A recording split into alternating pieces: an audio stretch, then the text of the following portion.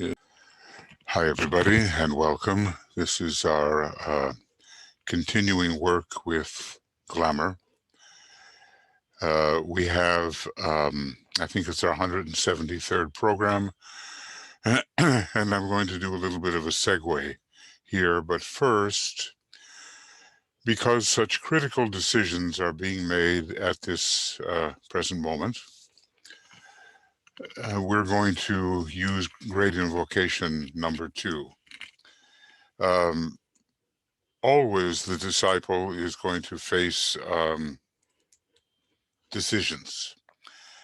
And the group disciple, humanity, is facing a decision right now, and it's very focused in the United States. I think there are 3 levels of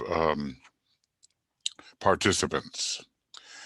There are the violent, emotional, reactive types that are authoritarian, and because they're not thinking through and have no desire to do so, they act violently according to their bias.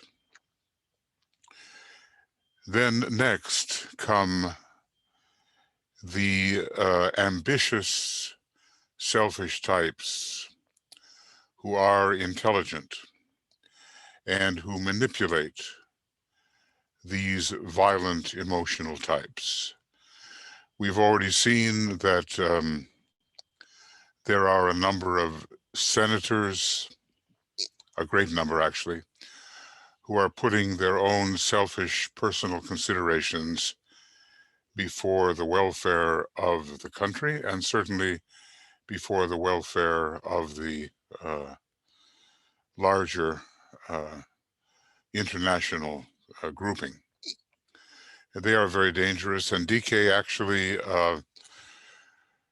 he wrote about this. He said, when people really begin to integrate the personality, but have not yet aligned with the soul,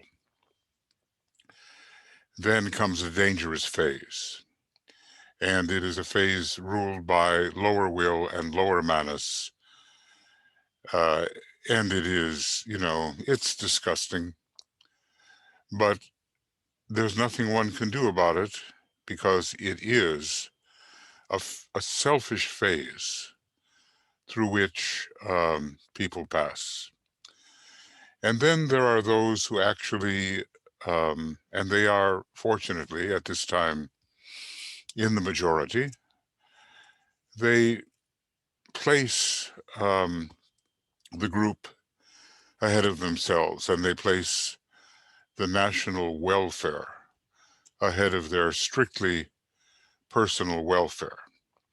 They represent the indigo forces in humanity, and at this time, particularly in the United States. The other ambitious, selfish types represent the Martian red, the dark red, the violent red. So we have to consider that these 3 types are engaged in some kind of internal strife. And the question is, after time, will the dweller on the threshold prevail, or will the angel of the presence under the indigo color and the second ray prevail? Some of you have been following the impeachment process where this is being worked out, the trial, so to speak. We know that it is unlikely that the former president will be convicted. There will be some Republicans crossing the line, but the care with which the case has been presented may accomplish in the long run, barring this individual from future political, the holding of future political office, especially high office. And there are also horoscopic reasons why that may be the case, and that is what has to be accomplished. But it will not solve the problem of the many who react to the glamour of blind, violent emotionalism. And that's what we're going to, of course, we have to stay on that, because even after today and for days following, the danger is considerable. We saw, many of us, the horrific events that occurred with intention to kill within the Capitol building, at least for the United States, the citadel of democracy. So these people are not messing around. Their intention is to get rid of the enemy, and they don't want to think through what may be the truth behind the whole story. So we'll contribute to the eradication of that particular type of glamour in our ongoing work. Meanwhile, let us begin with the invoking the Lords of Liberation, because indeed what we are doing is dealing with an unliberated consciousness in millions and millions of unthinking, emotionally polarized people.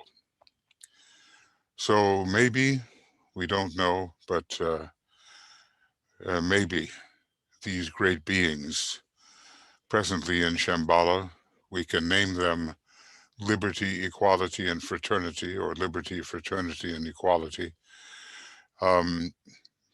Maybe they can be reached and using their own methods, as they did in World War II, they can help the cause of democracy and the valuing of every individual, as they did 90 years, 80 years ago, 80 years ago. So together then,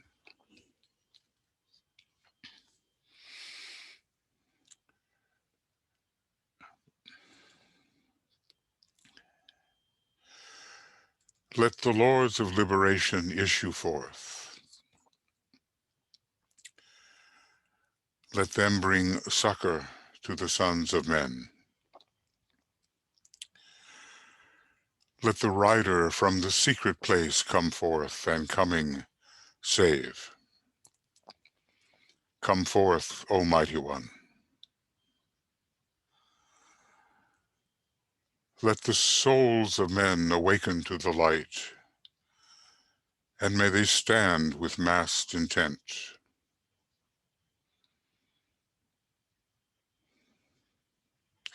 Let the fiat of the Lord go forth. The end of woe has come. Come forth, O Mighty One.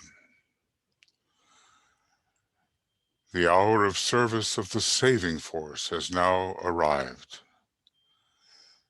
Let it be spread abroad, O Mighty One.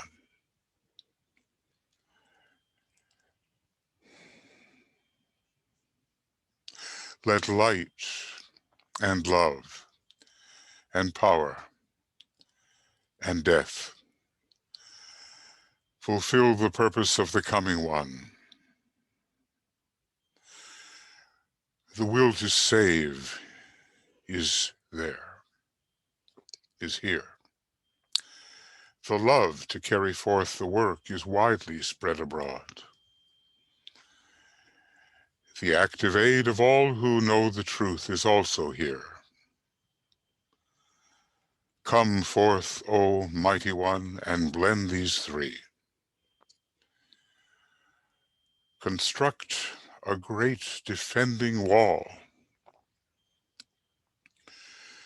The rule of evil now must end.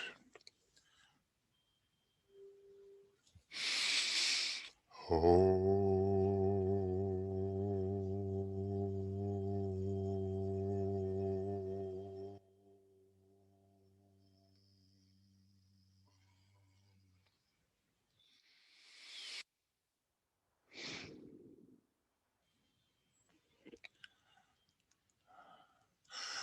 So friends, keep your eyes on these inner movements and envisioning yourself as part of an esoteric group that has some tools which work with light available to you.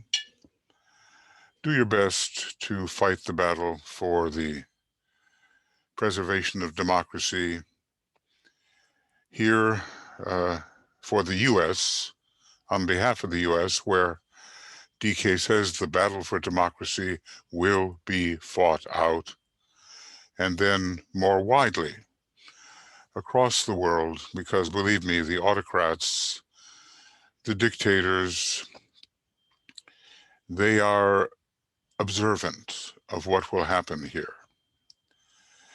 And, you know, whether they can go ahead with their plans against democracy and for dictatorship will be somewhat dependent upon the outcome that occurs in this principal battle for democracy, at least the inaugurative battle for democracy that is occurring in the United States. It's a most serious issue with worldwide implications. Now, we've been working with the presence and the technique of the presence. And when we do our best to weaken glamour, we're using pretty much the technique of light. This is a higher thing that we are learning about in the dispelling of illusion. And not only is glamour involved in these terrible, raging confrontations, but illusion is strongly involved as well. We all know maybe now about this QAnon fantasy that is existing not only in the United States, but all around. It's spreading. And it takes the twisted tendencies of the concrete mind, especially when influenced by the lower part of the third ray, and presents to the thinker, if you can call the advocates of this kind of mental disease, if you can call them thinkers, it presents a scenario in which they can believe, especially if they tend to be paranoid and to exaggerate little things and making every little thing a code, you know. It's just grotesque, it's absurd, but it is prevalent. And it's part of illusion. So we are fighting illusion and fighting glamour at the same time.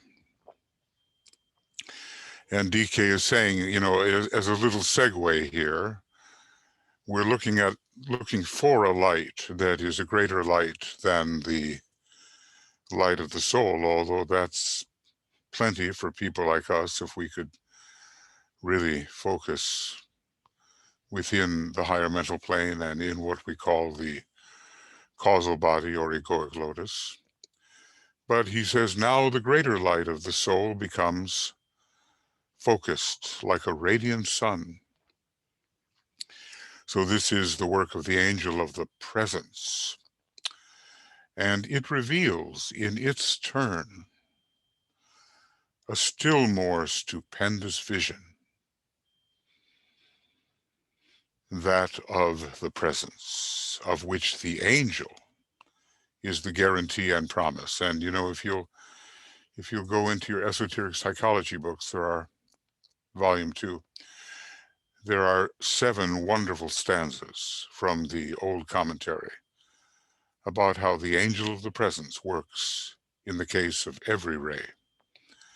And on Makara, I've given a video commentary on each one of those 7 stanzas. So, you know, this is the kind of stuff that we need to be aware of when we begin to approach one day the 3rd initiation and the glorification of the soul through the personality and the beginning of the impact of the monad. So don't ignore those 7 stanzas. Go into them, and you can use my material if it helps you, and see what you think. So he goes on and says, as the light of the moon is the guarantee that the light of the sun exists, so is the light of the sun. So the light of the sun is the guarantee, did you but know it, of a still greater light. Now, somewhere it talks about how Master Moria is aware of the stars, and that when the sunlight fades, the stars in the great indigo vault of heaven come out and are seen. But you have to add the darkness of Shambhala to the sun to have it dimmed down, because we all know during the light of day you cannot see the stars. So we are on our way to touching the realm of the spiritual triad, which is the personality of the monad, and we're on our way to receiving, however slowly and gradually, the influence of the monad. So that takes us then to our 173rd program. That's what we're doing right now, I think. And reading 109, I guess. I think. Oh my goodness. I don't know how it happened, but there's a cat behind me. Somehow this cat has wandered through the door. Well, okay, one day the cat will be a very intelligent creature and maybe can benefit from this from this reading. Okay, so we're talking about illusion, dispelling illusion, and we've gone through 4 points already, which you can listen to again if you wish. Okay. Then, having sensed the presence, not theoretically, but in vibrating response to its existence. Now think about that, because we can talk a lot about the presence, you know, but to really experience it as we are trying to do in our study group and meditative group called Identify as Being, it is truly sensing the presence in a very real way. And that is the great core of being, which is identical in every human being. Okay. And, you know, in all things, naught is but me. All right, I'm going to make here a little, no, that's not it. Just take a second. Yeah, that'll be it. And I didn't have my brackets, and I always like to have the brackets in case there is something worthwhile to write. So we're at the stage where we're beginning to sense something that is not qualitative. It is a substratum which exists as the cause of everything. It is pure being. And we're learning that this presence is not something else. It is what we are and what everything is. Now, I guess there are different stages of the presence and of the sensing of the presence. So from the very beginning, what we begin to sense about it, all the way up to these very high states of samadhi and of identification. Then, having sensed the presence, not theoretically, but in vibrating response to its existence, there next comes the stage of ascertaining of the purpose. So I'm just going to kind of, mark that out as an important statement. Hope of identification with the purpose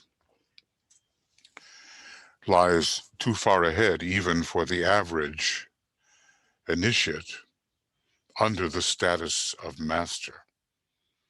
So think of it, even a third-degree initiate,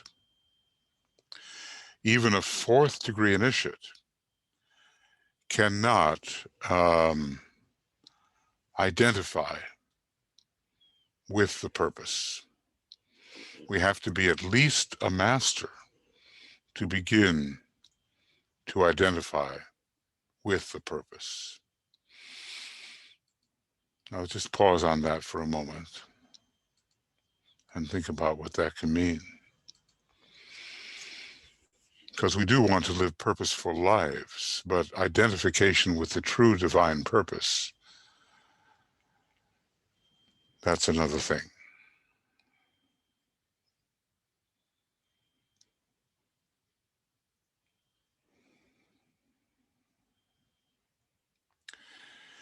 And with that unattainable stage for us, it's unattainable for us. It's not unattainable for him because he is a master, but when he writes, sometimes he identifies as if he were us. So oftentimes you'll see him grouping himself with initiates and disciples of much lesser degree because he is identified with us and as us. So with that unattainable stage for us, we are not concerned. But we are concerned with the effort to achieve an understanding of that which, through the medium of form, is seeking to embody the high purpose of any particular point in the evolutionary cycle. So some kind of aspect of purpose can get through to us and reach us. And when we function under even that aspect of purpose, we are well in process of getting rid of illusion. So think about this.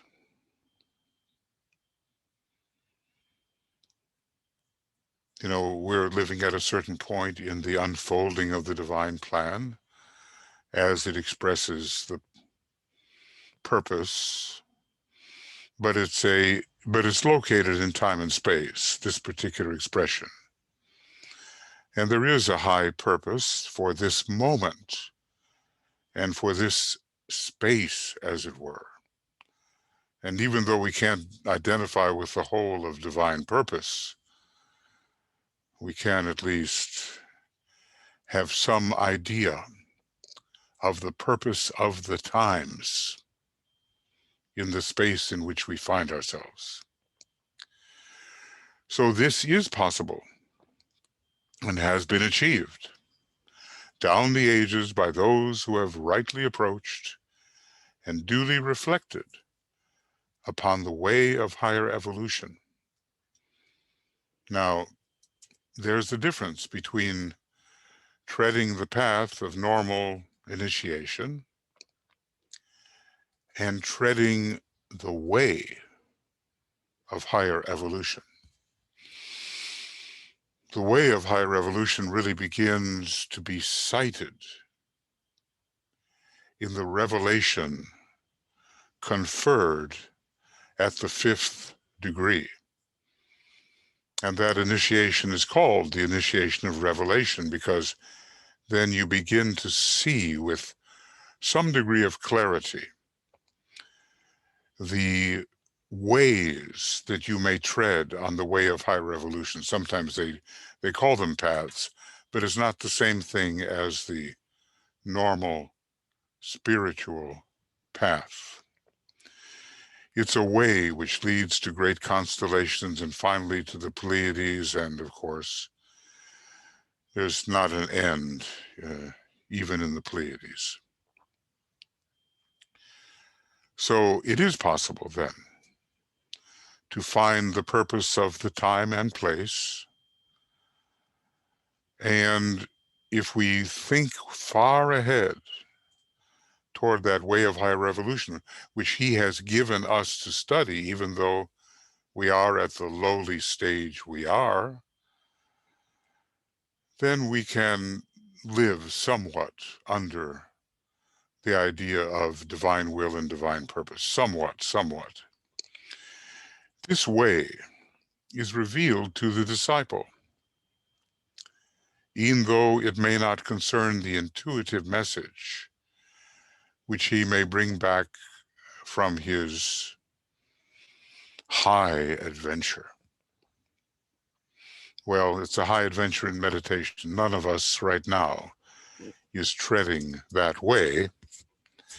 And who treads that way? It's the monad that treads it. It's the monad that treads the way of higher evolution. And until we are the monad in full identification,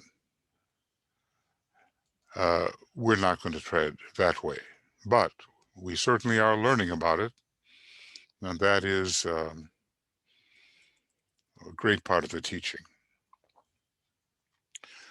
So point number 6, he then carries some, in his meditation, I suppose, he then carries some world problem, some design which his mind has evolved or his heart desired for the helping of humanity,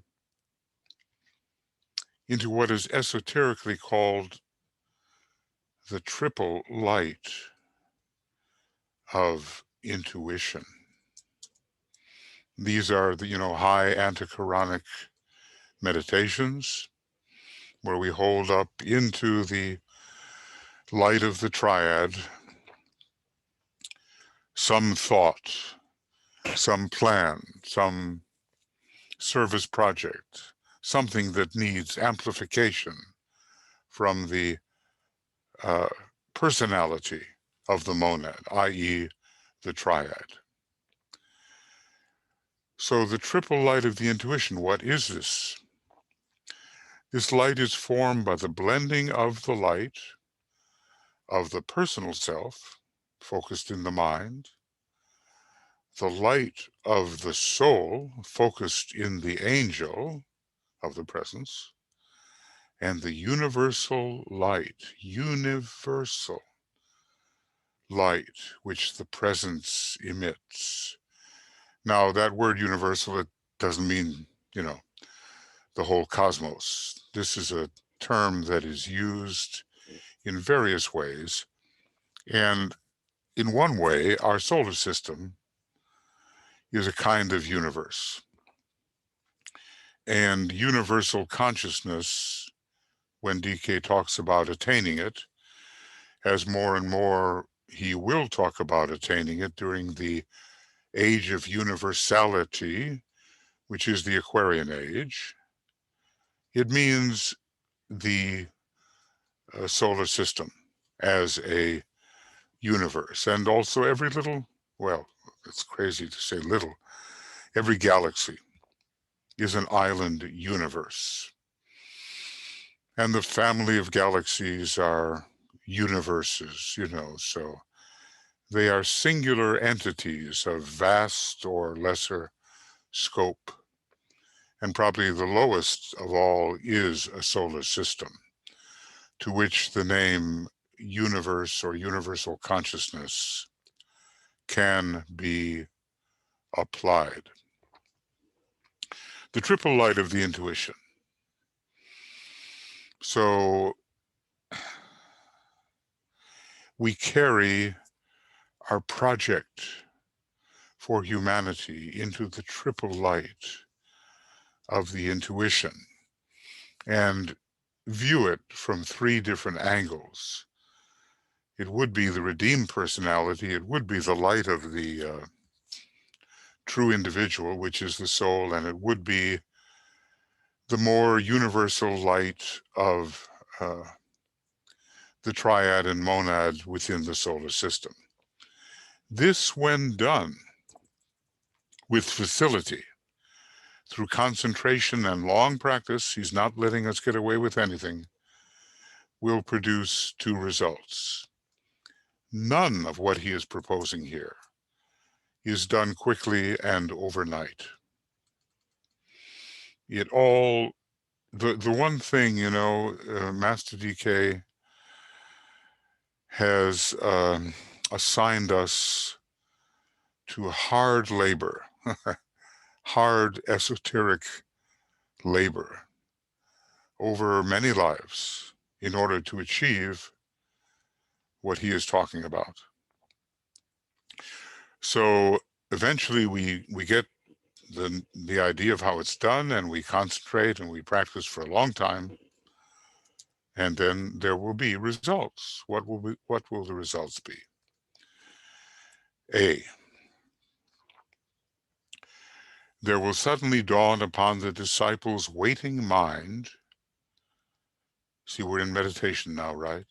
Which still remains the agent of reception, the answer to his problem from the triple intuition, the clue to what is needed to bring relief to humanity, the information desired, which, when applied, will unlock some door in the realm of science, psychology, or religion.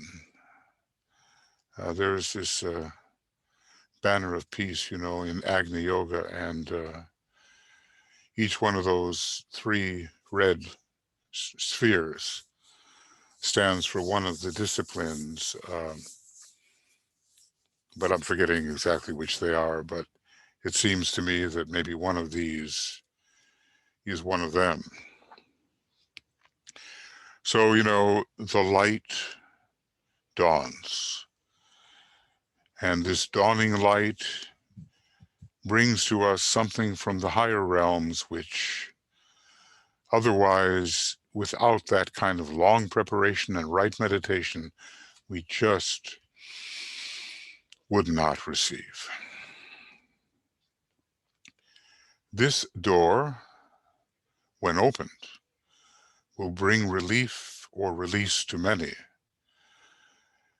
Well, this is the story of discovery and what comes down to us in our lowly realms from on high. I'm thinking about the breaking up of materialism and how a disciple like Einstein, tuning in on whatever ashram it was, fifth ray, third ray, suddenly received some knowledge of time and space, which was totally out of all consideration in the more Newtonian approach to physics. And I guess we could go into every ray group and find the descent of great ideas through that door, which has been unlocked. And you know the old saying, nothing is more powerful than an idea whose time has come.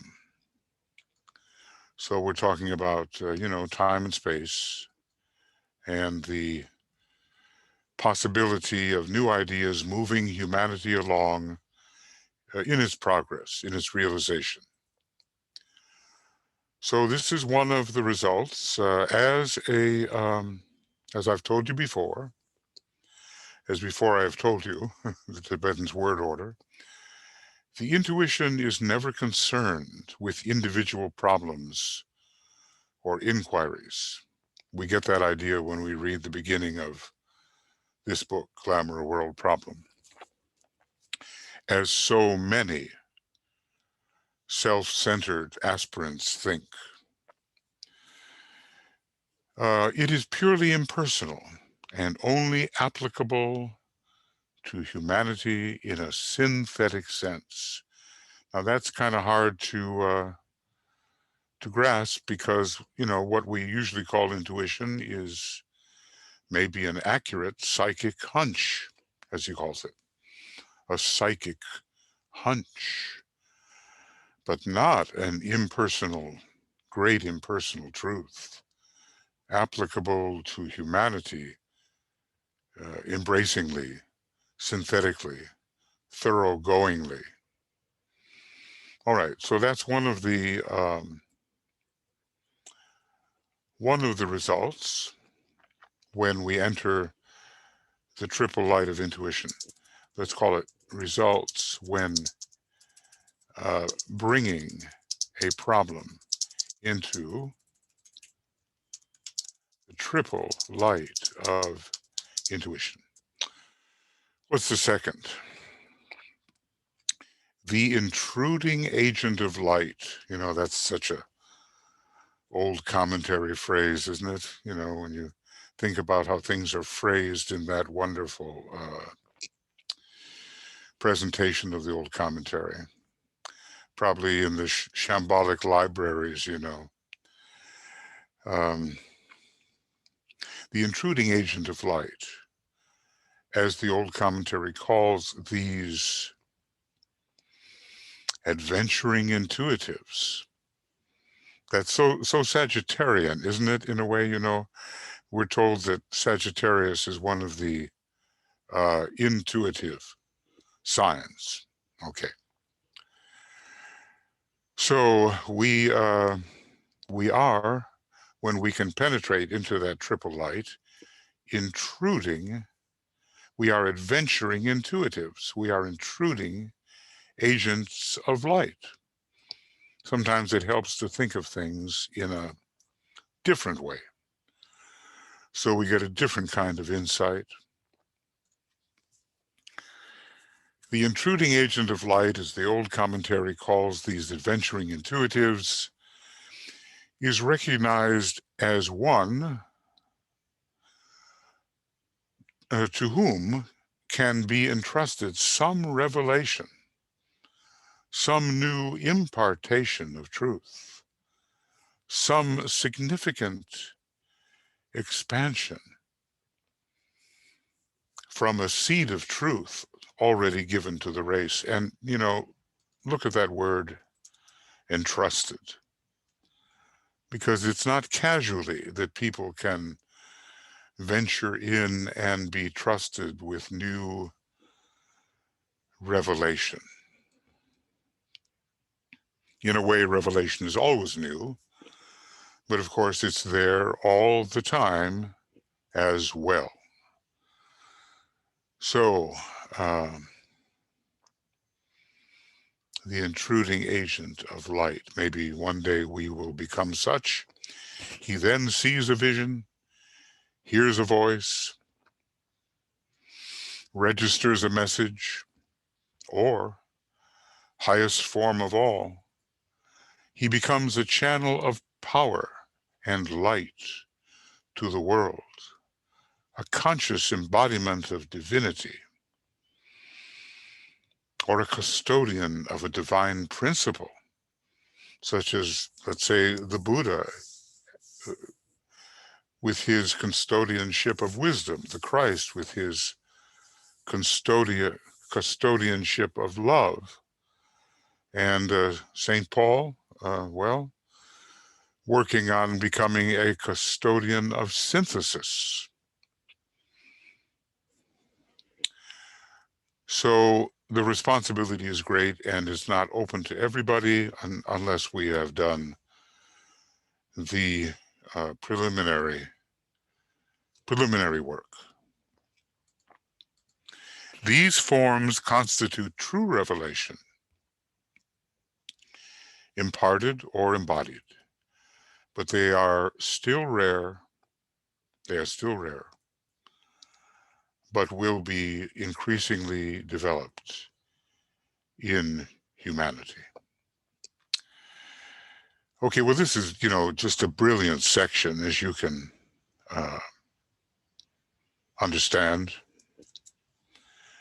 It's, let's see if I can, and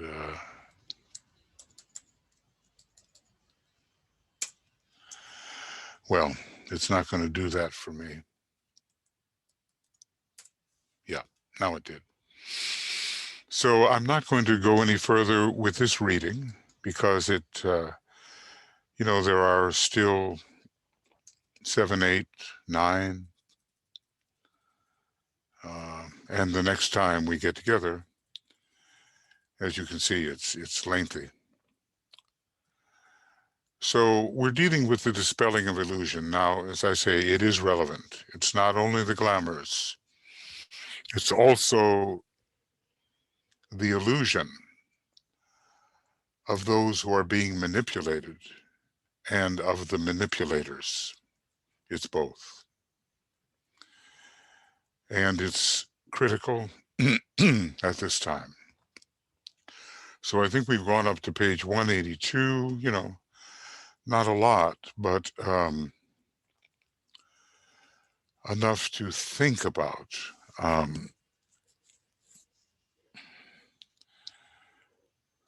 I'm just going to copy this, try to make it quickly.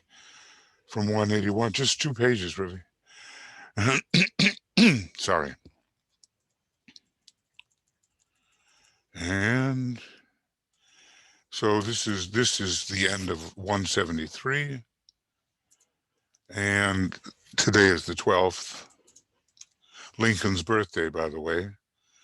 Speaking of a avatar in humanity, this is it should be noted by people. Reading 109, is it? I'm not quite sure. I hope so.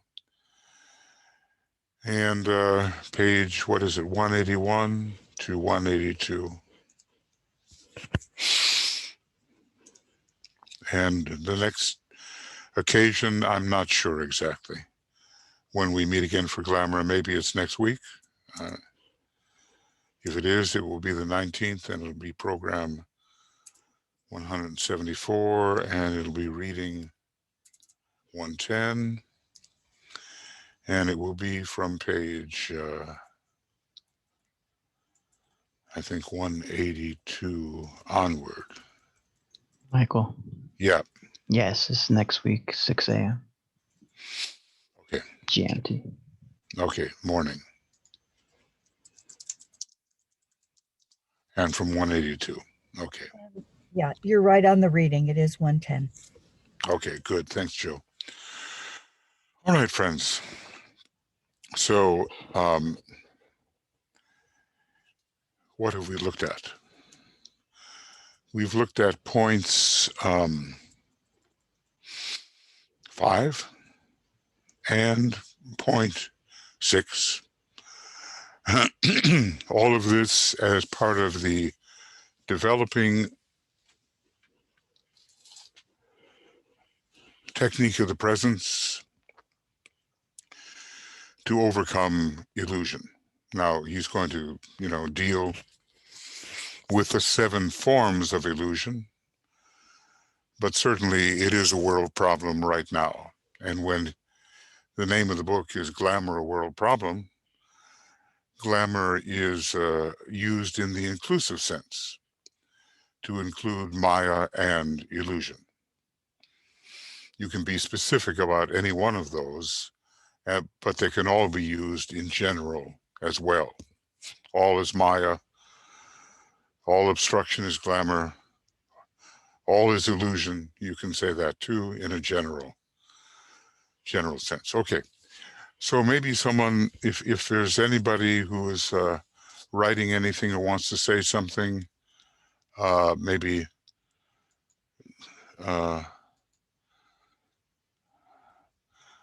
this week 110. Okay, whether Jessica's asking, Jessica Baird, whether we finished with 109 last week and this week was 110. I'm not sure. I'm sorry. I'll go over it later.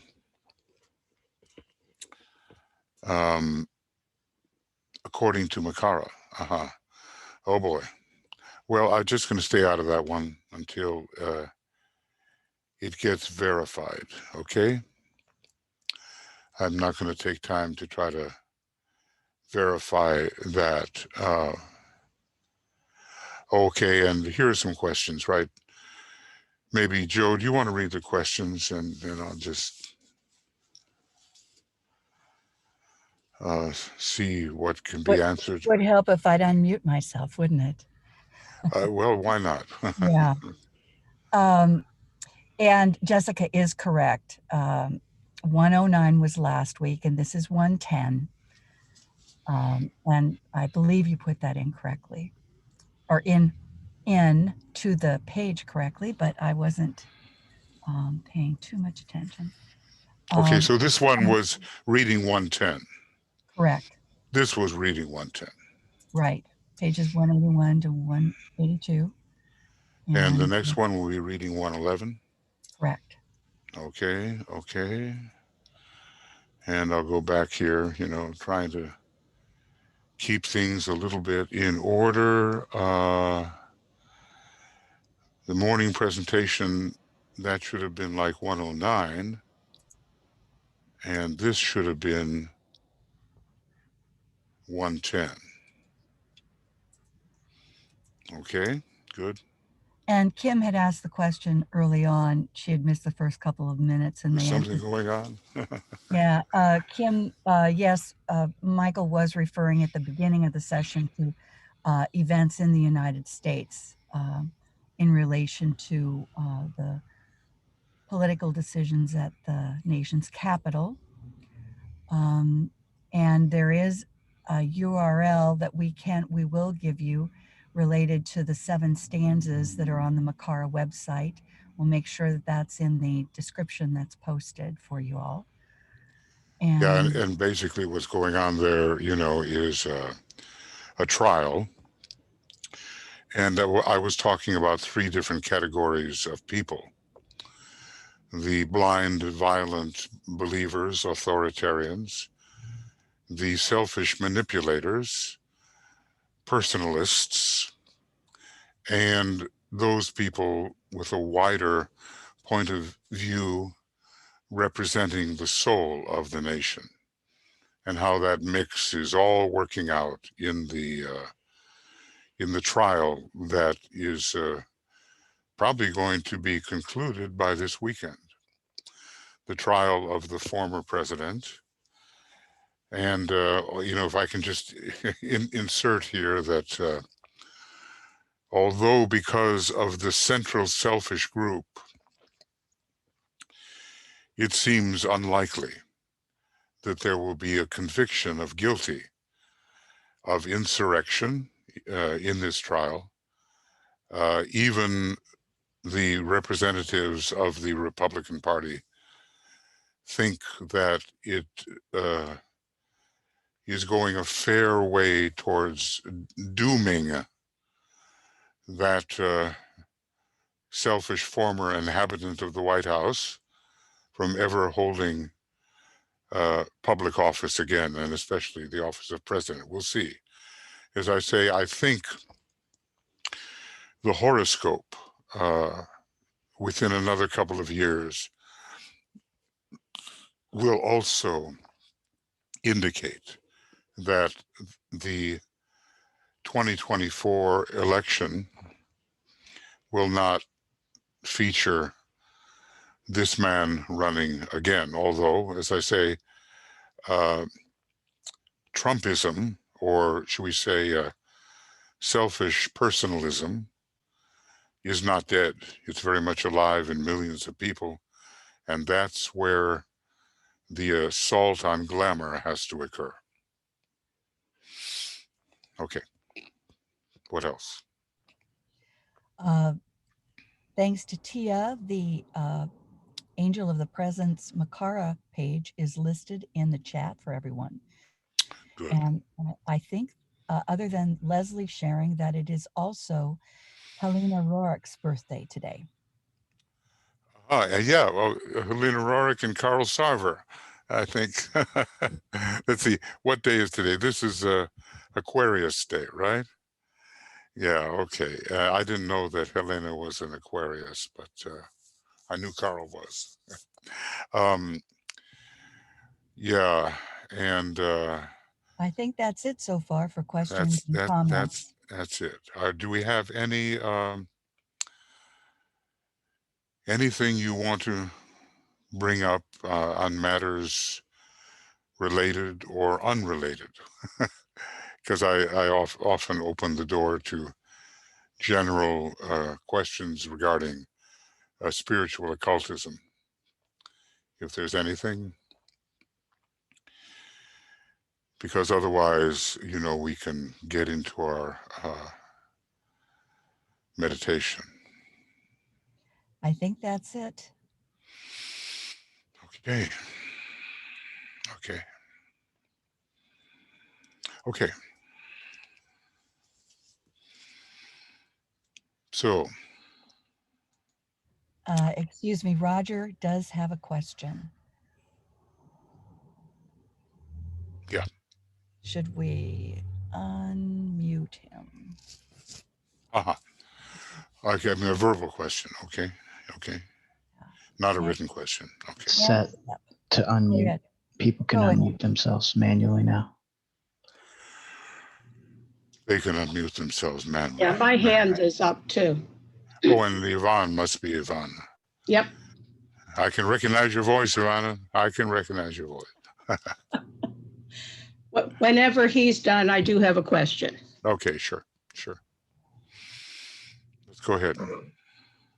Me or somebody else? Okay. Well, as long as you're up. Just okay. All right. This is on the material. I'm a little confused. Okay. So God immanent is the presence, from what I understand. So what is the solar angel? Is the God immanent, the Christ in the heart, or the master in the heart? And is that different from the solar angel? Yes. Is the God immanent the soul, that when the solar angel leaves, it'll still be the soul after that fourth initiation? So I'm confused as to what's what here sometimes. Yeah, you know, and those are important questions. Now, you know, the real and ultimate God immanent is the monad. And that is the presence within each one of us. There's God transcendent, you know, which is the entire expanse of whatever system you're dealing with. In a way, for us, Sanat Kumara is God transcendent. The planetary logos is God transcendent.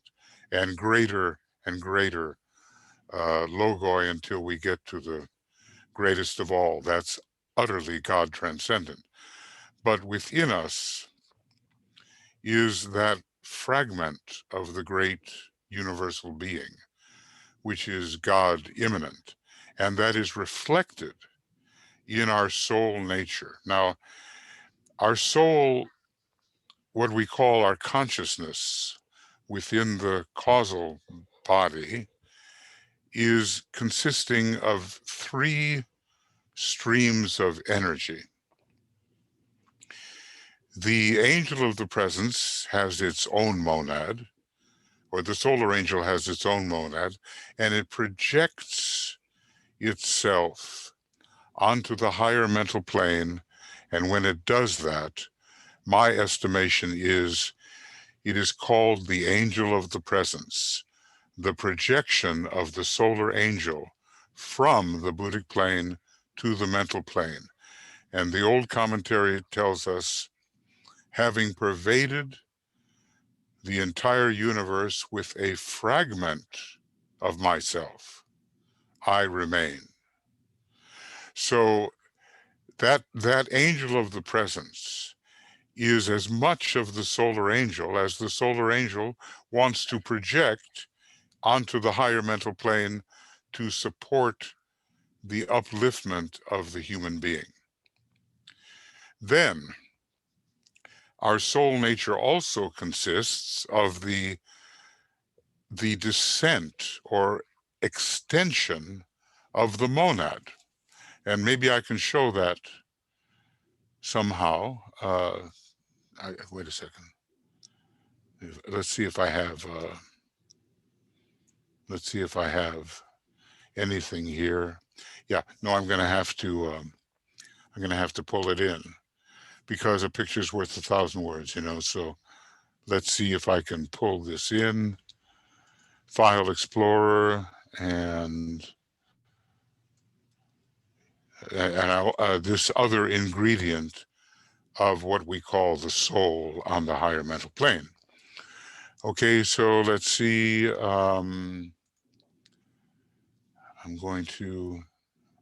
I should have had that up before, but I didn't. And here it is. It's the F disk. And it's from Tuya's diagrams, from Cosmic Fire. Okay, and there it is. Okay, now I'm going to show it to you. And notice that from the highest aspect of the monad, up here, there's a straight line that goes right down into the jewel in the lotus and creates that central fire on the higher mental plane. That is the presence of what we are as it expresses in the soul. So what have we got so far? We've got the solar angel on the Buddhic plane here somewhere, projecting a fragment of itself, which is the solar angel, which is the angel of the presence, you know, helping to build the egoic lotus and all that. We've got our own monadic nature extended down into the jewel in the lotus. And then somewhere off over here, also probably on the Buddhic plane in our case, we have the master projecting his consciousness into the very center of what we call the soul. Now, the kind of consciousness that results from those three lines of force is what we call our soul consciousness. The solar angel is its own, you know, it's its own monad. It came from a previous solar system. It was educated in solar angelship on Sirius. It returned to help. It descended into the cosmic ethers from where it was being schooled on Sirius on the cosmic astral plane, and then it projected a fragment of itself to help an animal man join the human kingdom. The monad also projected to the center of the lotus that the angel of the presence helped to build, because you have to have a form there. So it's the angel of the presence that is helping to build that form, and then the monad descends into the that same space, so to speak. And then later, the master's consciousness comes into it as well. And he, as Master DK says, we masters, we work with souls. We work upon the plane of mind. We do not work in the personal realm. Of course, Master DK gave a lot of personal advice. So let's just say we have a triple confluence of energies, which we call the soul in the causal body, our soul consciousness in the causal body. There's a lot of confusion about what is the solar angel, what is the angel of the presence, what is the presence of the monad inside the egoic lotus, especially beginning to be active at the first initiation, and then how does the master get in there as well, so that we, in our soul consciousness, become an outpost of the master's consciousness. I hope that clarifies a little bit. Are there other points of obscurity about? Yeah, Yep. one more thing. Are there some human beings that do not have a solar angel, that didn't get the extra help, that have to proceed with evolution on their own? Yes. Yes, but there are some human beings who we might say began their journey very late. There's a lot of first ray monads actually who began their journey, not in a previous solar system, not on the moon chain, not in Lemuria, but in Atlantis. Later in Atlantis, they came in. And many of them represented by the Aboriginal groups, had some kind of quickening, we might say, because of the influence of the solar angel, but they are not attached to the solar angel. And they, will in the next round achieve a higher form of evolution, and who knows, receive a solar angel.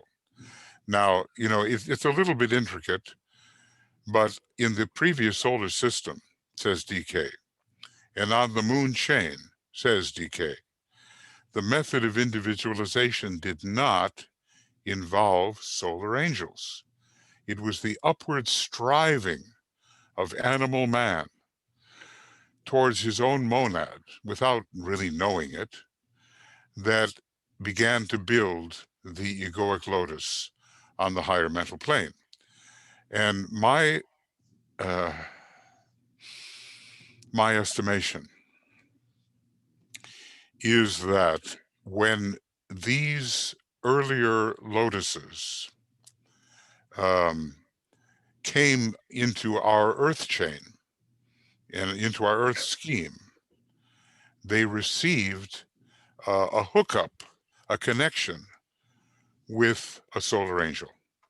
In other words, even if you were individualized on the moon chain and the solar angel was not involved, by the time you were transferred to the earth scheme and the earth chain, a solar angel took over the evolutionary process and continued to develop your evolution in the same way that the Lemurian individualizers received the solar angel right away as the angel of the presence. So even though you didn't start that way, if you're from the moon chain or the previous solar system, you still acquired a solar angel and its projection, the angel of the presence. And yes, there are people today who are not, as Blavatsky says,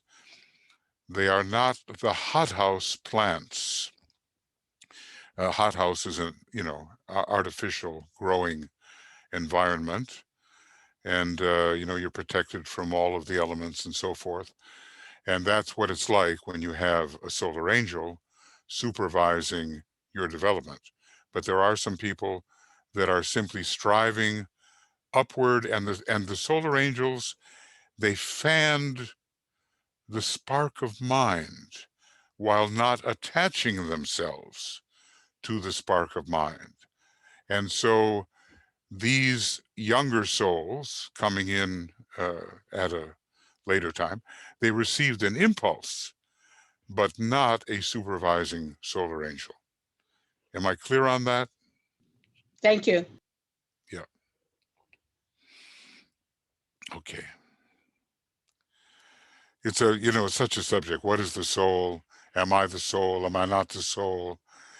Uh, is the soul my consciousness in the causal body, or is the soul a being who is supervising me as an extended monad? These are issues which are hard to sort out, and probably there's such a mixing of things going on those levels that it's almost deliberately hard to sort out. But I think these are my estimations, from my years of study, and it's the best I can do at the moment. And when I can do better, I will. But this is the explanation, at least, that I have come to. And when you see that word soul, it's up to you to discriminate. Is it the solar angel? Is it the angel of the presence? Or is it that mixture of things which you are on the higher mental plane? You have to discriminate. And with enough experience, you can do that. Okay. Was there anything else? There's another man or someone? Joe? Michael? I think we're good. Oh, Okay. There's one And more person that there wanted to was speak. there Roger. was this one question about the website. Uh-huh. Roger has, Is the wait is the webinar series entitled Angel of the Presence on Makara? yeah, we resolved that. And Yeah, then it's do on you Picard. have a URL for the 7 stanzas teachings on the Makara website? Yes, it was offered by Tia. It's up in the notes, and she sent it to everyone. Great. The 7 stanzas? The page with the webinar commentaries on the Angel of the Presence that refer to the 7 stanzas. Yeah, Okay. because you basically, no, but in Esoteric Psychology, Volume 2, and maybe, I don't know, is it somewhere in the 300s? DK's old commentary work is there, but I took that and went over it line by line, and that's in Makara. Roger's asking for you to share a comment on the new year of the ox. Lunar New Year. I don't know much about Chinese astrology, but to tell you the truth, if you consult with Melvin Artley, he's an expert in Chinese astrology. He lives in Italy now, and I don't know how we can get in touch with Melvin. Maybe, let me see here. Maybe I can find something that will, just one second. I hope that, okay, good. And let's see here. Melvin. Okay. Well, it says Melvin at melvinartley, one word.com. And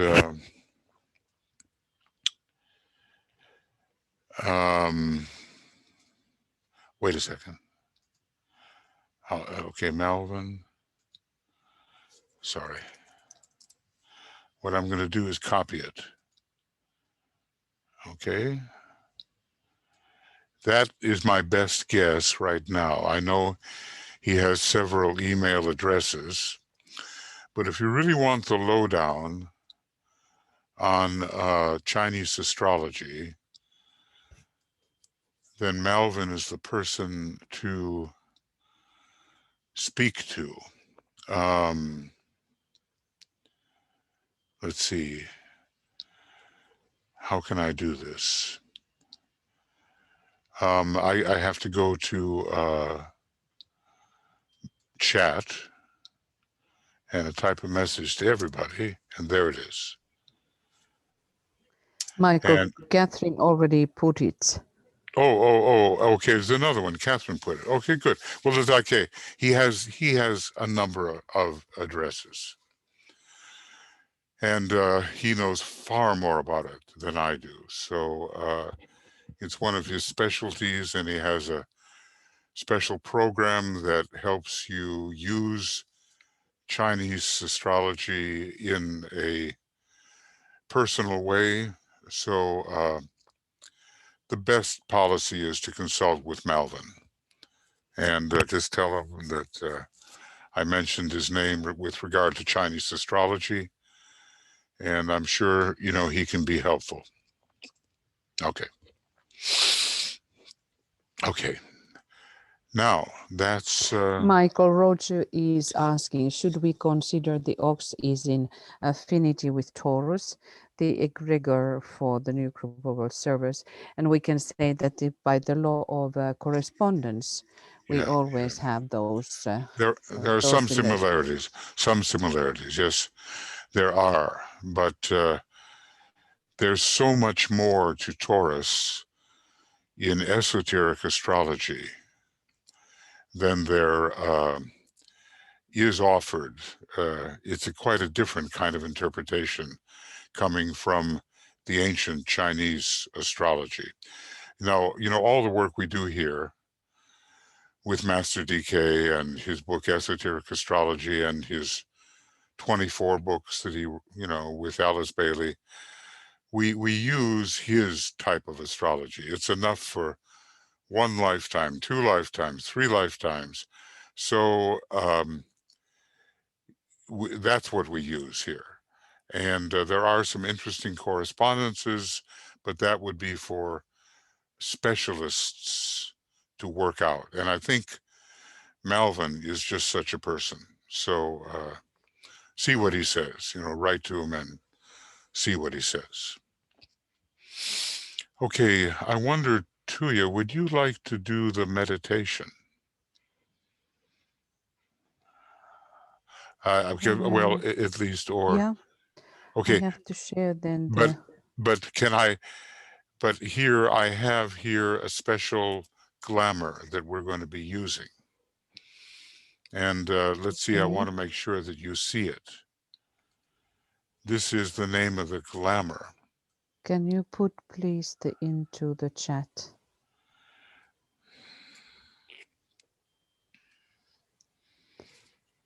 Okay. Oh my God. No. I know it's a long glamour, but you know what I mean. Okay, let's see. Wait a second. Into the chat we go. Mm-hmm. This is our glamour. Yeah, I have to copy Blind, that one. Violent, emotional reaction to manipulative, conspiratorial thinking. You know, obviously, what I'm aiming at here. This is the danger at the moment. I would appreciate if you could. Yeah, I have to. Just 1 second.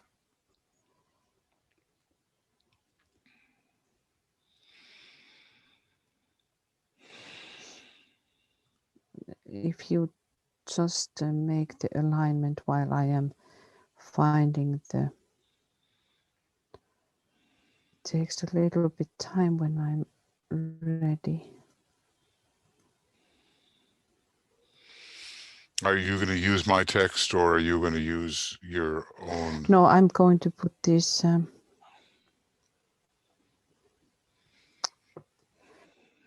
It would have been nice for you to. You have to give me permission to share my screen. Oh, well, you can, I think Michael Crow, can't she just go in there and do that? No. Michael Crow, are you there? She changed her computer, I guess. You came in on your computer. So you're co-host now. You can share your screen.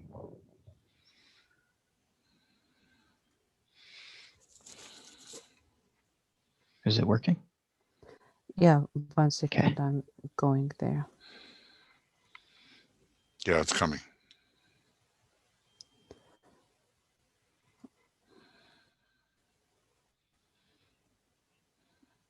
I'm sorry, group. I would have been ready if my Yeah, but dear husband would have known what I he just wants. popped this on you. Okay, I'm sorry. That's quite all right to you. You're worth waiting for. Now this. Oh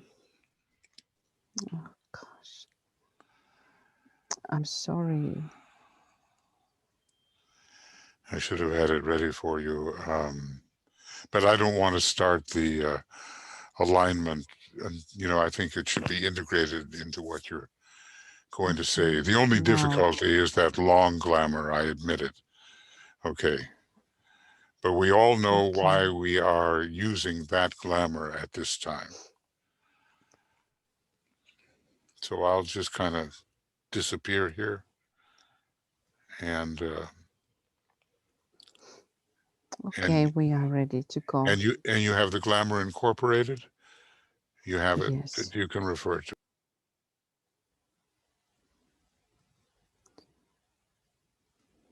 Okay, dear friends, let us just center ourselves and align with the group. And we will this time include everyone. I am going to name everybody.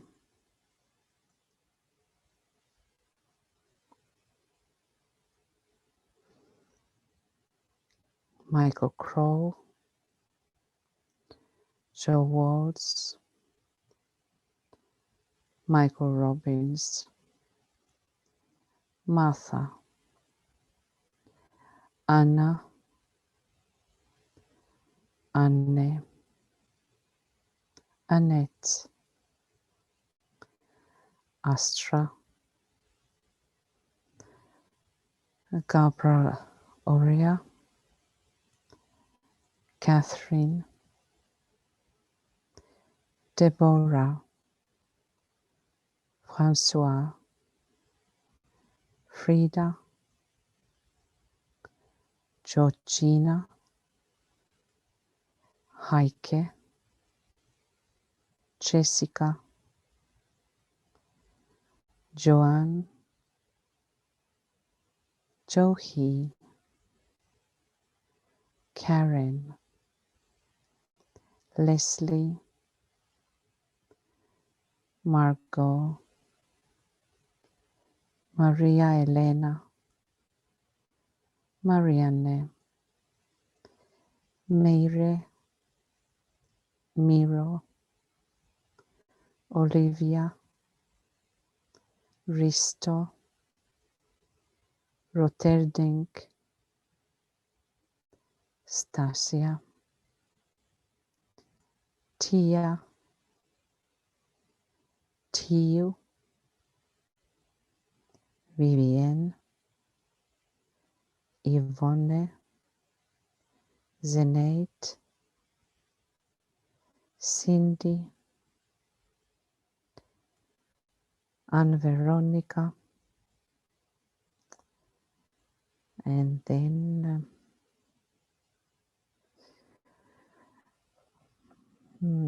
it's maybe it's Greek, or I'm sorry I cannot read that, but whomever is there behind, and then Joya.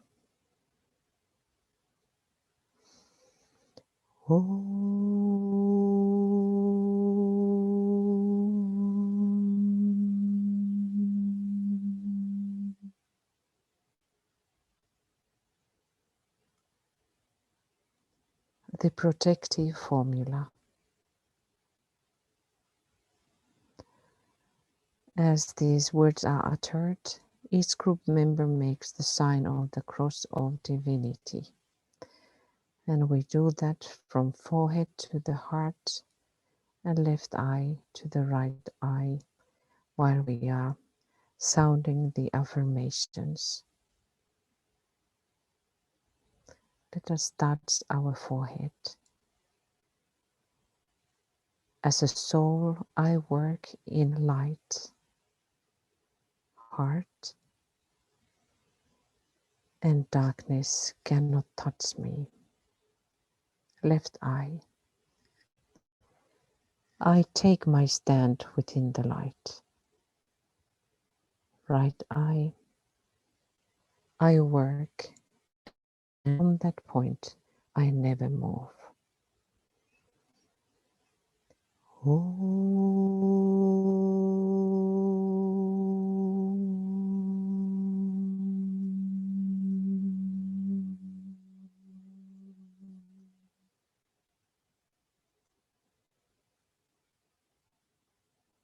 We can see the group has now the cross of divinity shining forth in front of every single member.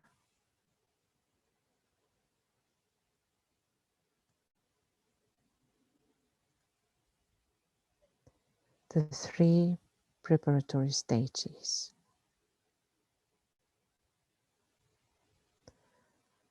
Let us now focus the dual light of matter, of etheric physical,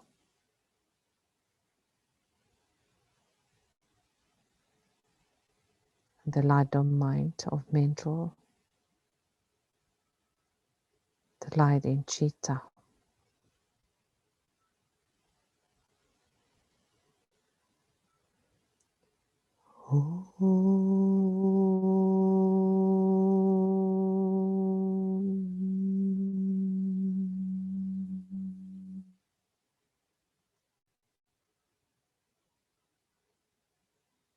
Let us meditate on soul contact.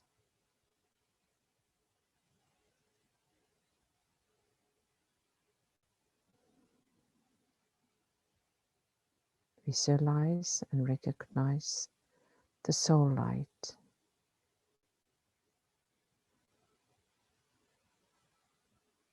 And see the scent of the light.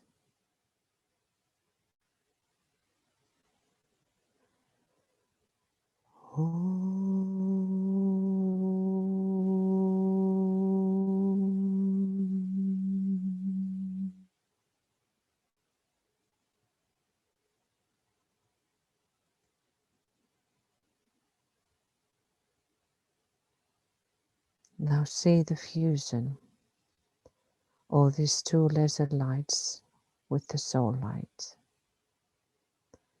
the light of reason within the mental body.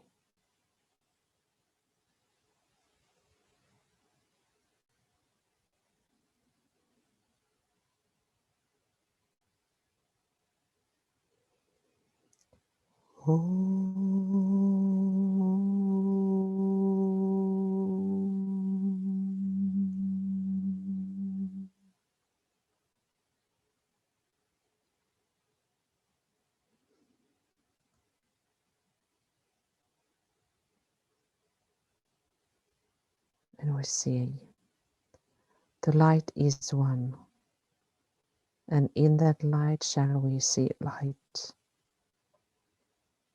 This is the light that turns the darkness into day.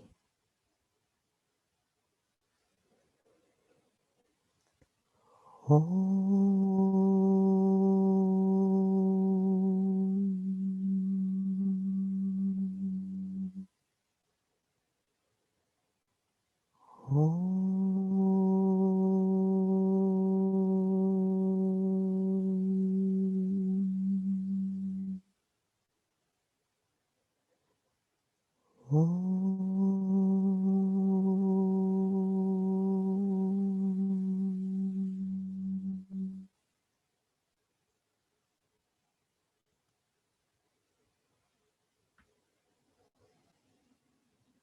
formula.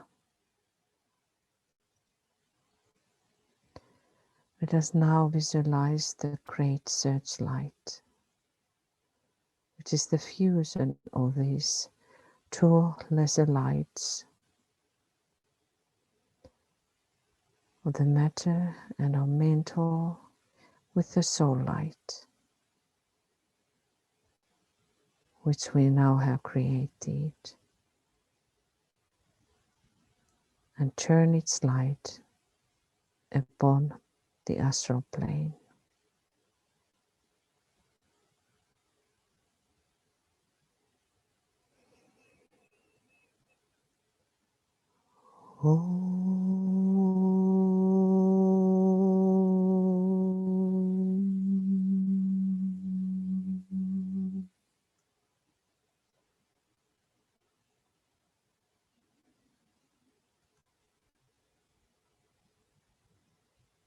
And the group says together, radiance are we and power. We stand forever with our hands stretched out, linking the heavens and the earth, the inner world of meaning and the subtle world of glamour.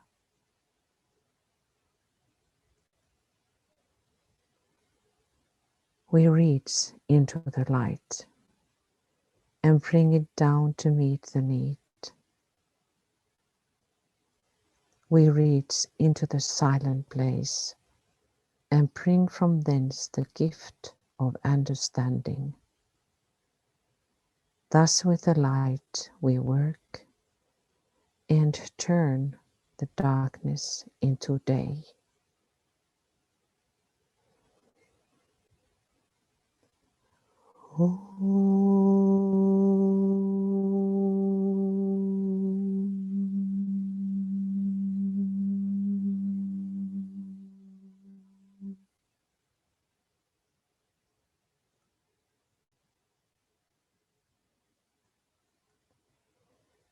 We will now use the weapon of light and pause a moment.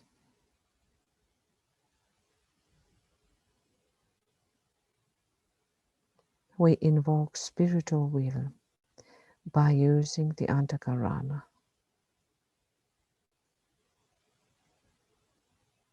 Sense this living interplay between the sacrifice petals, synthesis petals,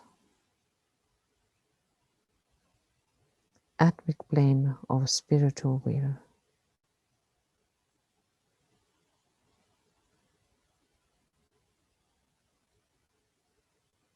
And imaginative within the monad,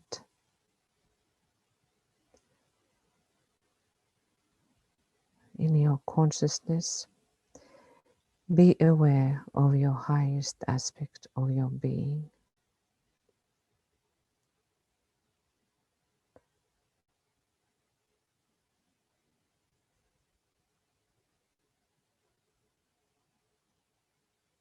And using the beam we have generated.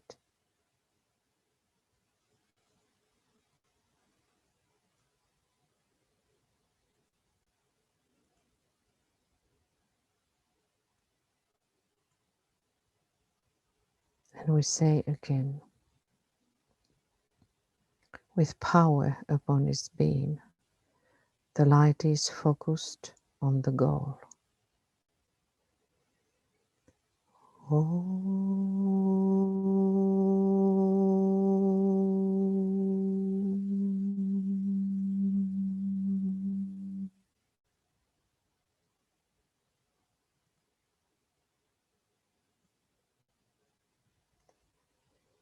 We hold this vertical line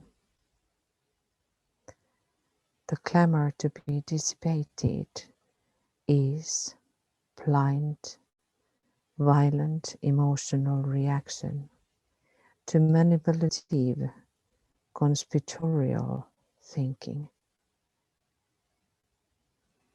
Blind, violent emotional reaction to manipulative, conspirational thinking.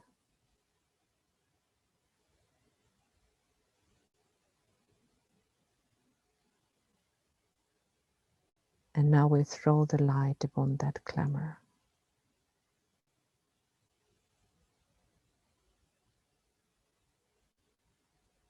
Blind, violent emotional reaction to manipulative, conspirational thinking.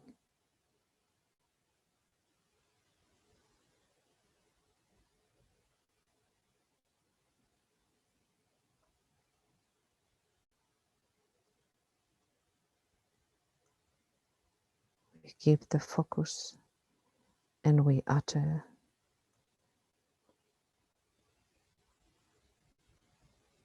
the power of our united light prevents the appearance of the clamor of blind, violent emotional reaction to manipulative, conspirational thinking.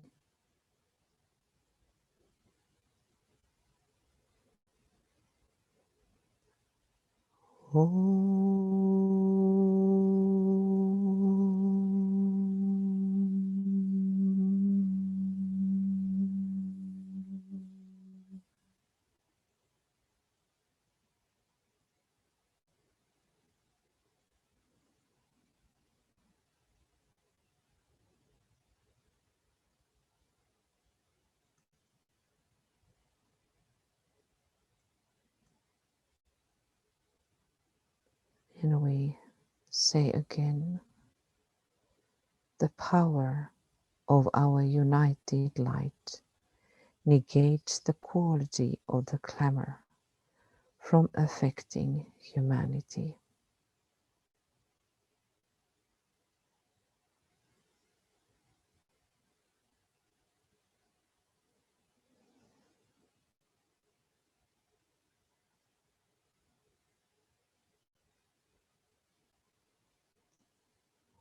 We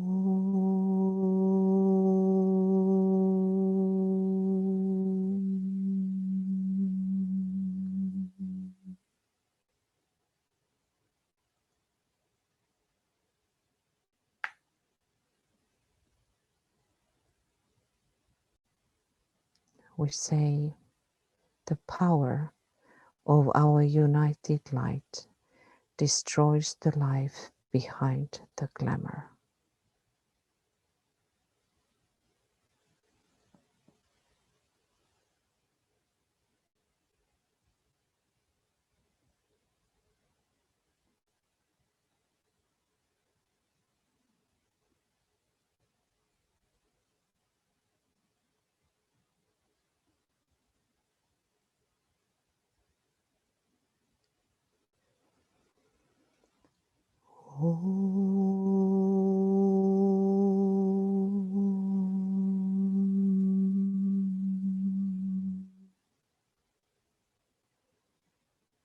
Visualize the group standing within the wheel. Together, the protective cross of divinity shining forth and protecting the group. Visualize the light, searchlight, or dual light with the soul light, penetrating into the clamor of blind, violent emotional reaction to manipulative, conspirational thinking.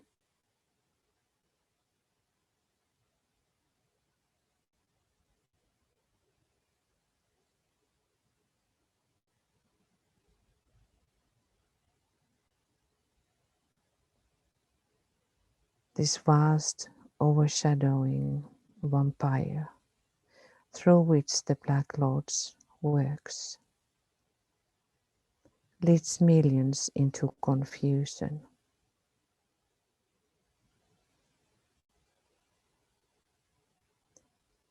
Which the Black Lords is able to use, vitiating human living and all hierarchical planning. We are going to have now 5 minutes of silence. The silence produces the weakening and dissipation of the glamour.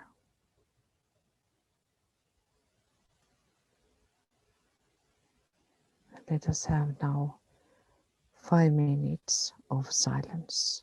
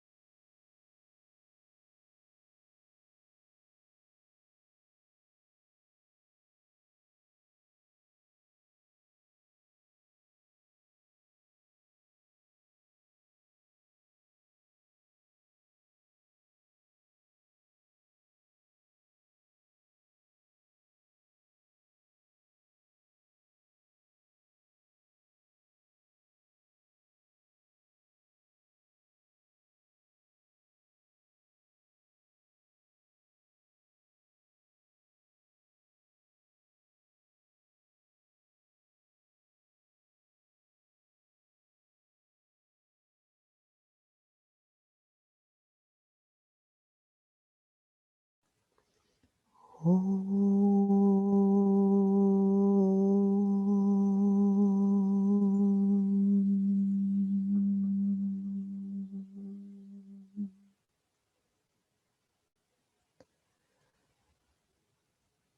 us see the clamor of blind, violent emotional reaction to manipulative, conspiratorial thinking, that it has weakened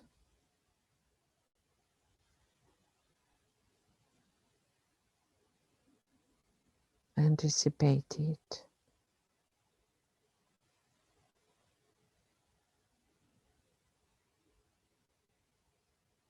We recognize the intensity of purpose, that it has deepened.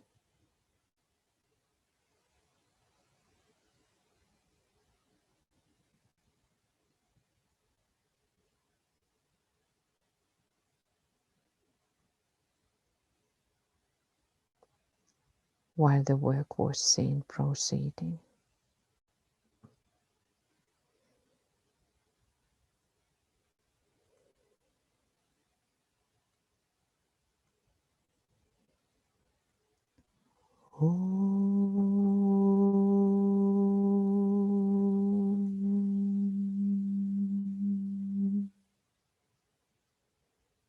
We turn away our attention from the astral plane.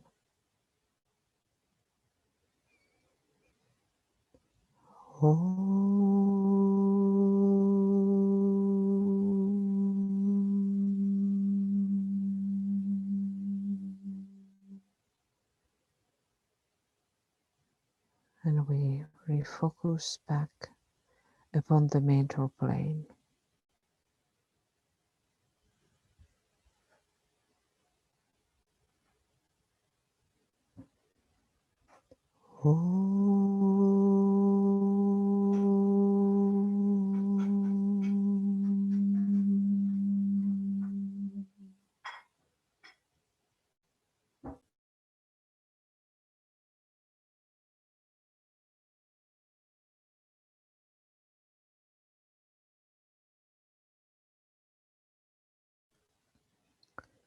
The searchlight of the soul is now shut off,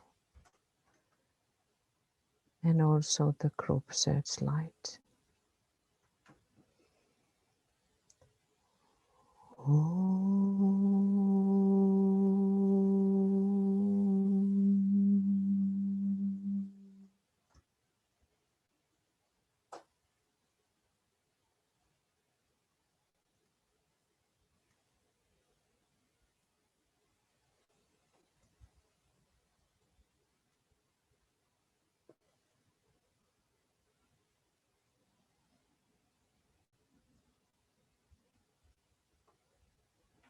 For closing, everyone sounds individually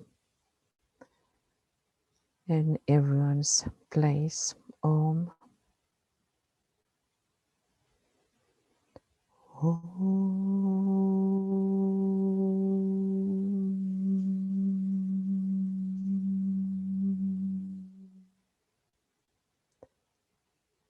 And we visualize the work had been done mentally, emotionally, and physically, and that it has been successful.